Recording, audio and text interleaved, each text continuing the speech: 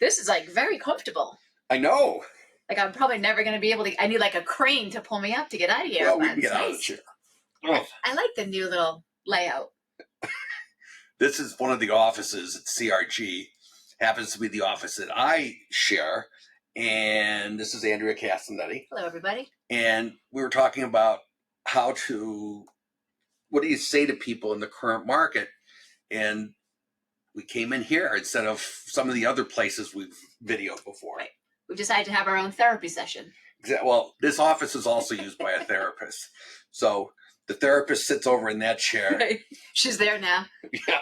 In spirit. And we're channeling her peaceful vibes. Exactly. Right. We like this. So what do you think's going on in the market right now? Well, I've said and we're recording this April 30th. Yes. Almost May, which is tomorrow. Spring market. What are you talking about? Spring market started in February. I know. The minute the snow's gone. Yeah. Did we even have snow this year, really? Nope. So the market, it's interesting. And I like to actually look back year after year. And you want me to pull my charts out? No charts today, everybody. Sorry. I know you are all missing out, but we'll look at those next time. I say it every time, supply and demand. There is still very little supply, and, houses are, there's a million people that are looking, because when we sit and educate our buyers, we are letting them know the minute rates start to drop, housing prices are going to explode. And then it's going to be a feeding frenzy. And luckily there probably will be a lot more supply then, but why? Because it's the supply side that I'm concerned about. What I'm seeing in my business is we're dealing with the heirs. Yep. People have died, and they're like, will you help sell my parents' house? Right.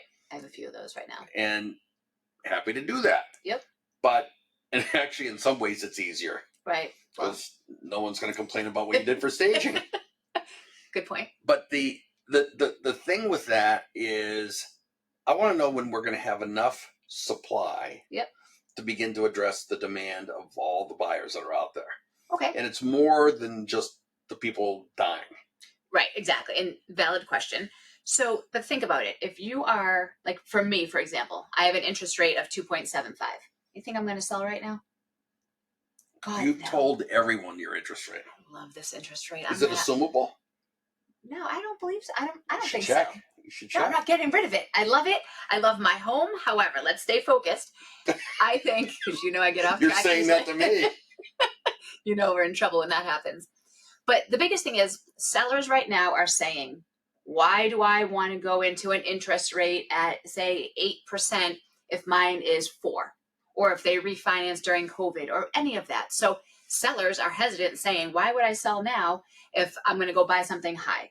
So that's a lot of rationale. That's what I hear, when I go to a lot of listing appointments. And buyers are saying, should we wait until rates drop? That's when we have to take the time to educate them, saying, do not wait until rates drop. Because again, that feeding frenzy is going to happen.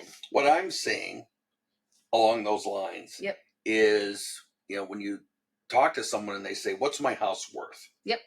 And we go in, we do a CMA, we look at everything, and then we come up with our range of what we think a house is worth.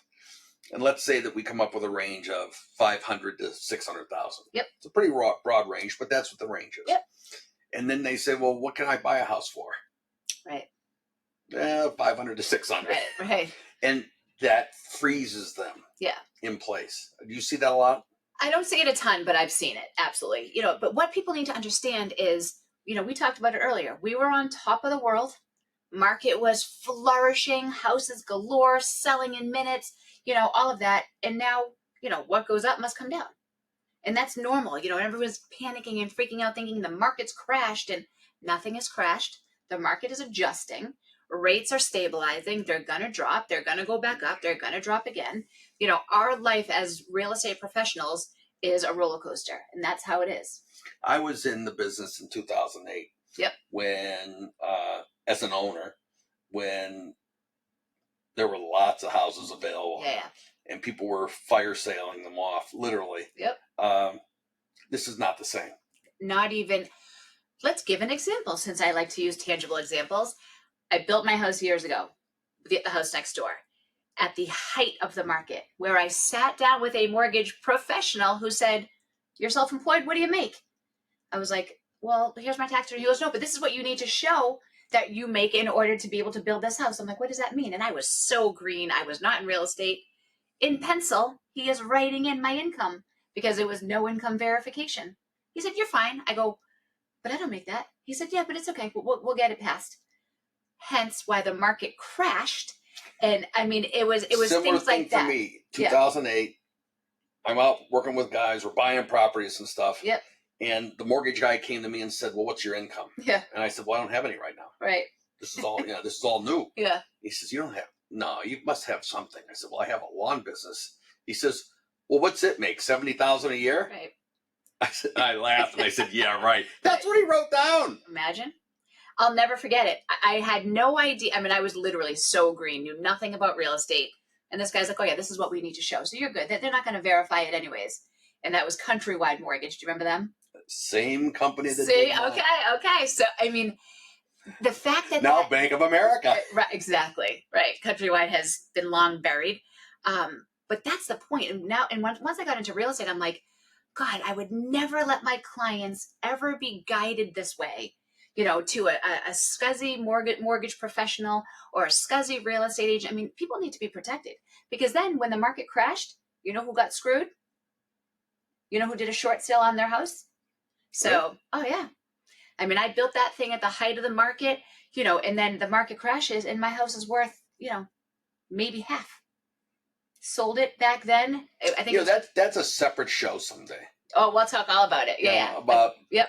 How do you sleep when you're doing a short sale? I know. Oh, it was, and again, being so much younger and so green and I mean, it was scary, and I built it for I think $750, sold it for $450.